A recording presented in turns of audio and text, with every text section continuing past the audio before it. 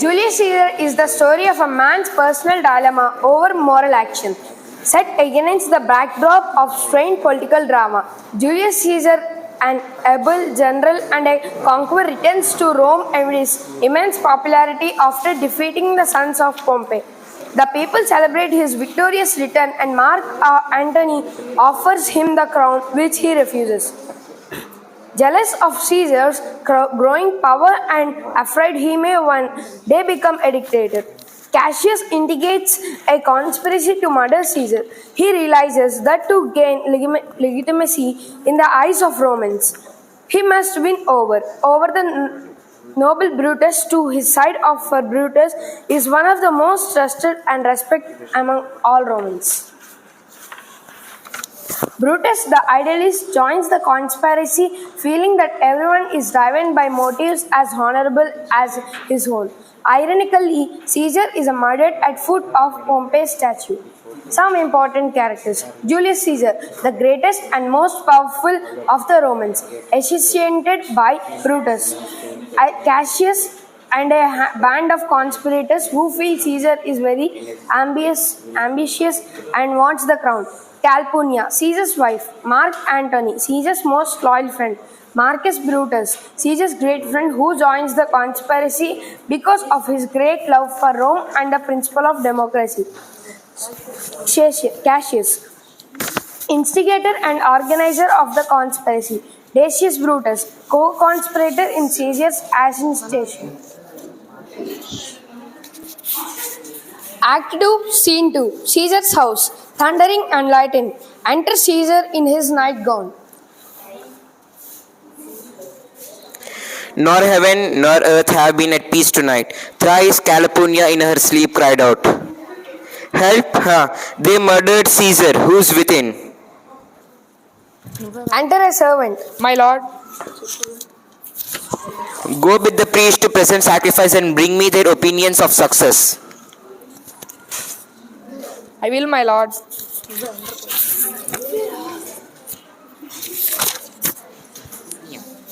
Enter Calpurnia.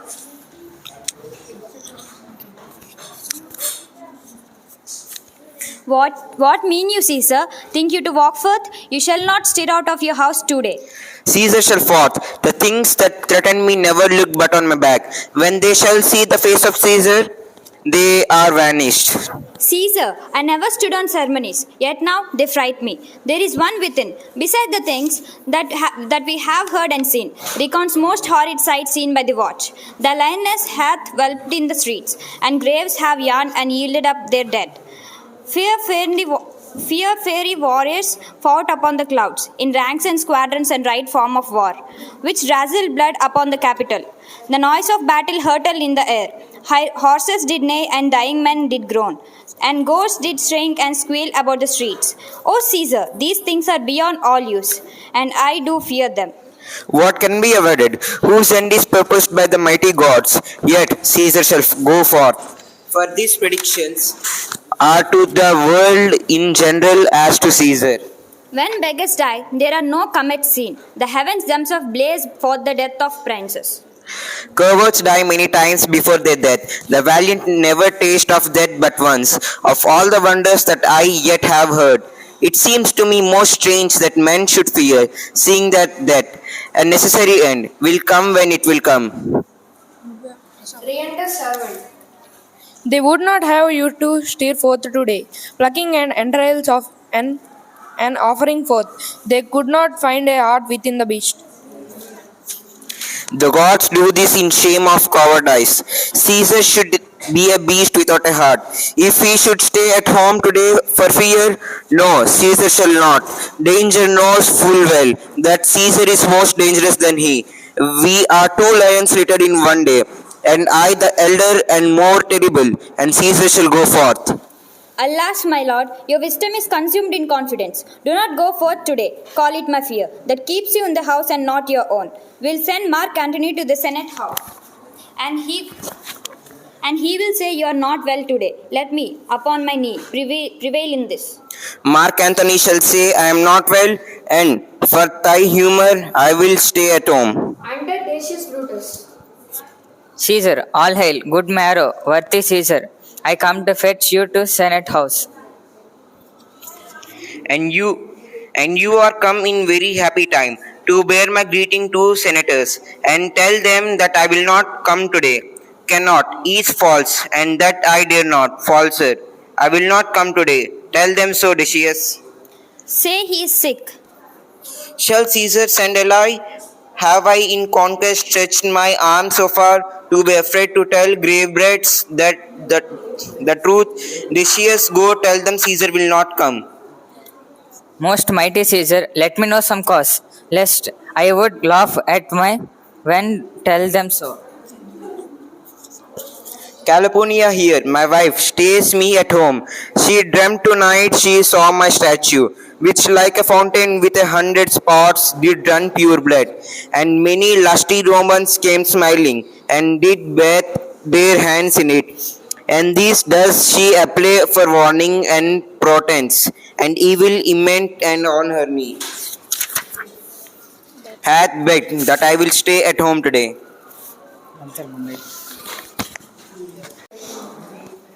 This dream is all misinterpreted. It was a vision, fair fortune. Your statue spouting blood in many pipes, in which so many smiling Romans bathed, signifies that from you great Rome shall suck, reviving blood, and the great men shall press for trench. Sir, the teachers. Stains, relics, and cognizance. This by California's dream is signified. And this way have you well expounded it. I have, when you have heard what I can say, and know it now. The Senate have concluded to give this day a crown to mighty Caesar. If you shall send them word, you will not come. Their minds may change. How foolish do you fear seems to now, California. I am ashamed I did yield to them. Give me my robe, for I will go. Enter Publius, Brutus, Ligarius, Metellus, Sasca, Trebonius, and Cinna. Good friends, go in and take some wine with me, and we will be straightway going together. The dairy like is not the same. O Caesar, the heart of Brutus yearns to think upon. Axiom. Act 3, Scene 1. Rome, before the Capitol. The Senate sitting above. Flourish. Enter Caesar, Brutus, Cassius, Sasca, Decius Brutus, Metellus, Cimber, Trebonius, Cinna, Antony, Lepidus, Popilius, Publius, and others. Are we all ready? What is the SM? The Caesar and his Senate must resist. Most high, most mighty, and most puissant, Caesar, Meltus climbers throws before the seat, and humble heart. Kneeling. I must prevent three chambers. Their continuation and their lowly quotations might fire the blood of ordinary man, and true proceed and first. Yes, sir. Not the law of children. Thus brothers by distress in banished. If thus do been pray for the few of him, will he be satisfied? Is there no voice more worthy than my own, to sound more sweetly in great Caesar's ear, for the repelling of my banished brother? I kiss thy hand, but not in flattery. Caesar, disring thee, the Publius climber may have an immediate freedom of repel. What that? Pardon, Caesar pardon, as low as to thy foot doth Cassius fall, to beg enfranchisement for Publius Cimber. I could be well moved if I was as you. I could pray for to move. Praise would move me, but I am constant as a northern star, of whose trust and raising the quietly. This is now following in the first firmament. I was constant climber should be banished, and constant be removed to be kept him so. Speak, hands for me. Seneca first, then the other conspirators, and Brutus stabbed Caesar. They fall cases. Liberty, freedom, tyranny is dead. Run hands, proclaim, cry it about the streets. Some of the common pulpits and cry out liberty, freedom, and enfranchisement. But here comes Antony. Re-enter Antony. Welcome, Mark Antony. O mighty Caesar, those thou lie so low, are all the conquests, glories, triumphs, spoils shrunk to this little measure? Fare thee well. I know not, gentlemen, what you intend. Who else must be let bled? Who else is rank? If I myself, there is no hour so fit as Caesar's death hour, nor no instrument of that worth as those your swords, made rich with the most noble blood of all this world. I do beseech ye, if you bear me hard, now wist you purple hand do reek and smoke, fulfill your pleasure, live 1,000 years. I shall not find myself so apt to die. No place will pleasure me so, no mean of death, as here by Caesar and by you cut off, the choice and master spirits of this age. O Antony, beg not your death of us. True, now we must appear bloody and cruel. Yet see you but our hands, and this the bleeding business they have done. Our hearts you see not, they are pitiful, and pity to the general wrong of Rome. As fire drives out fire, so pity. Had he done this deed on Caesar for our part?